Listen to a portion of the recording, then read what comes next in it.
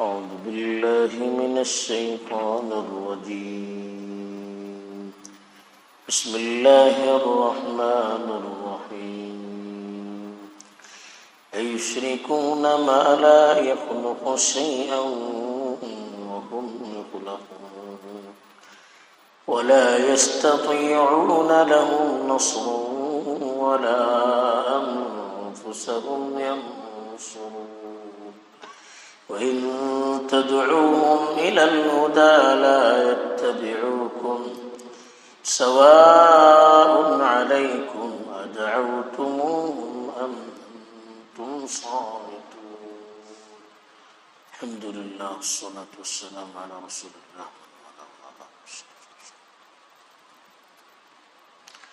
پیچھے جو آیات تلاوت کی گئی تھی ان میں بتایا گیا تھا کہ آدم کی اولاد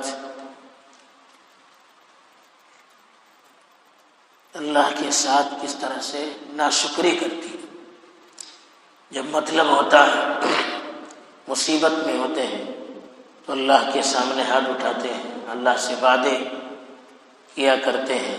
جیسے ہی اللہ کی طرف سے مصیبت دور کی جاتی ہے تو پھر وہ اپنی پرانی روش کو اختیار کرتے ہیں، اللہ کے ساتھ دوسروں کو شریک کرنا شروع کر دیتے ہیں.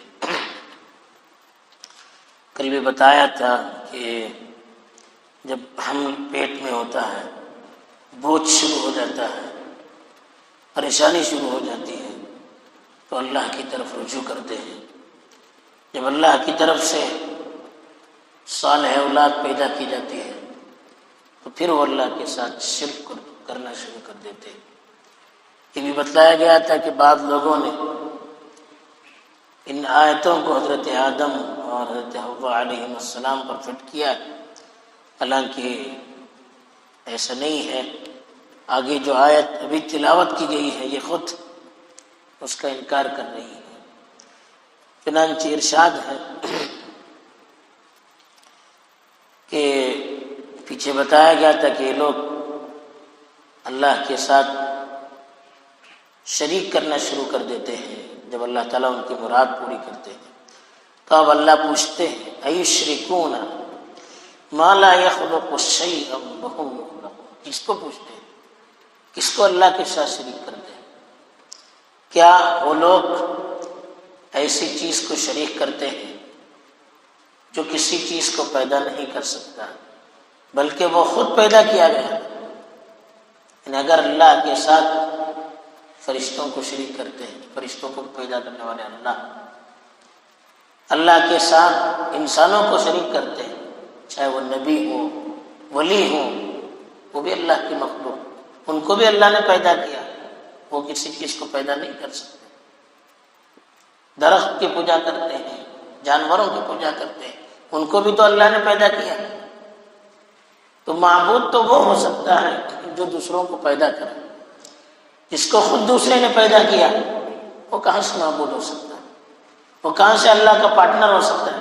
جس کو اللہ نے خود پیدا کیا ہے، جو پیدا کرنے پر قادر نہ ہو، وہ پیدا کرنے والے کا پارٹنر کہاں سے ہو سکتا ہے؟ پارٹنر بننے کے لیے بھی برابری چاہیے.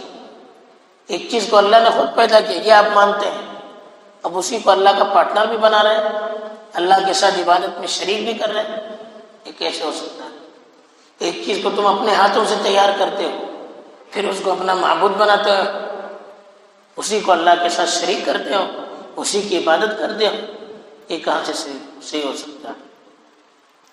تو یہ اللہ پوچھتے ہیں ایشرکون ما لا یخلق شیئا. کیا وہ اللہ کے ساتھ ان چیزوں کو شریک کرتے ہیں جو کسی چیز کو پیدا نہیں کر سکتے؟ یعنی ان کے اندر پیدا کرنے کی صلاحیت نہیں ہے، بلکہ وہم یخلقون، ان کو خود پیدا کیا گیا. یا تو خود وہ اللہ کی مخلوق ہے یا خود تم اپنے ہاتھوں سے ان کو تیار کرتے. کیا ایسی چیز اللہ کے برابر ہو سکتی ہے؟ اللہ کا پارٹنر ہو سکتی ہے؟ عبادت کا لائق ہو سکتی ہے؟ وَلَا يَسْتَطِيعُونَ لَهُ نَصْرًا، اور وہ چیز ان کی مدد بھی نہیں کر سکتی. وَلَا أَنفُسَهُمْ يَنصُرُونَ، ورنہ اور نہ وہ خود اپنی مدد کر سکتے.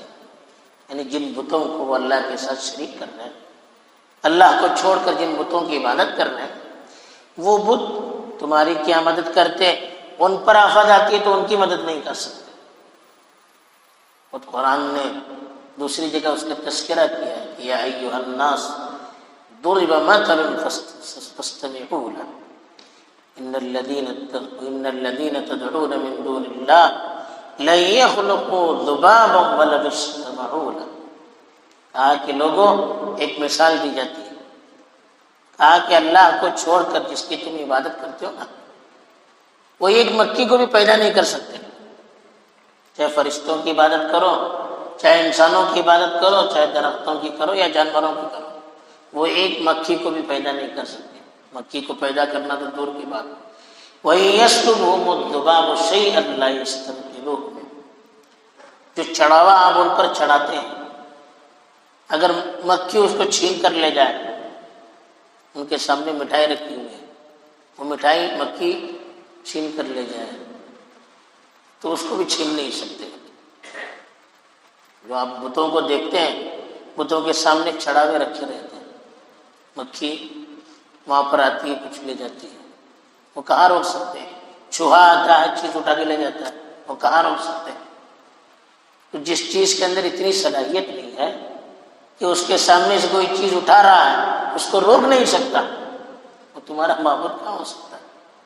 وہ عبادت کے لائق کیسے ہو سکتا ہے؟ اس لیے کہا کہ وَلَا أَنفُسَهُمْ يَنصُرُونَ، وہ خود اپنی مدد نہیں کر سکتے۔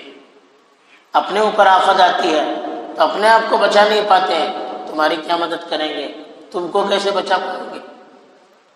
وَإِن تَدْعُوهُمْ إِلَى الْهُدَىٰ لَا يَتَّبِعُوكُمْ، کہا کہ اگر تم ان کو ہدایت کی طرف بلاتے ہو، وہ تمہاری بات مانتے نہیں ہو، تمہارے پیچھے چلتے نہیں، یعنی ان معبودوں کو صحیح راہ پر آپ لانا چاہیں گے، وہ چل نہیں سکتے، وہ مان نہیں سکتے، وہ قبول کر نہیں سکتے۔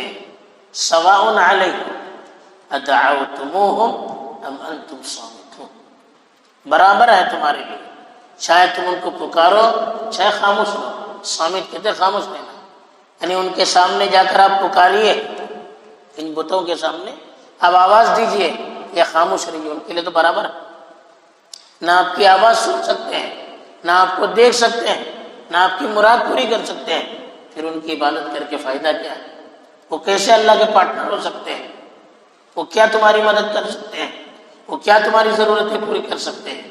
تو یہ اللہ تعالیٰ نے ان مشرکوں کو جن کے سامنے یہ آیتیں نازل ہو رہی تھی اور وہ اللہ کے ساتھ دوسروں کو بھی شریک کر رہے تھے، ان کو خطاب کر کے کہا، اور ان کے ذریعے سے ساری قیامت تک کے آنے والی انسانیت کے لیے، چاہے وہ اپنے آپ کو مسلمان کہیں یا نہ کہیں، اللہ کو چھوڑ کر جو بھی دوسروں کی عبادت کرتے ہیں ان کی ہی حیثیت ہے، جو خود مخلوق ہے۔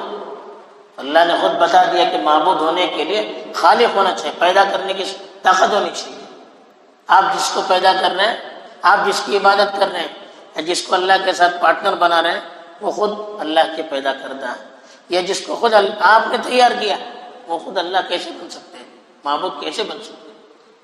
دوسری چیز بتائیں کہ جس کو معبود بنایا جائے وہ کم از کم آپ کی مدد کر سکے، جو آپ کی مدد نہیں کر سکے، آپ کی آواز نہیں سن سکے، وہ کیسے معبود ہو سکتا ہے؟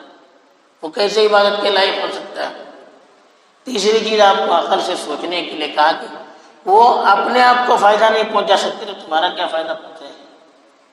پھر چوتھی دلیل اللہ نے دی کہ وہ چیز جو تمہارے سامنے نہ سن سکتی ہے، نہ دیکھ سکتی ہے، نہ تمہاری باتوں کو سن سکتی ہے، تمہارا خاموش رہنا، چیخنا دونوں اس کے سامنے برابر ہے، تو وہ کیسے عبادت کے لائق ہو سکتے ہیں؟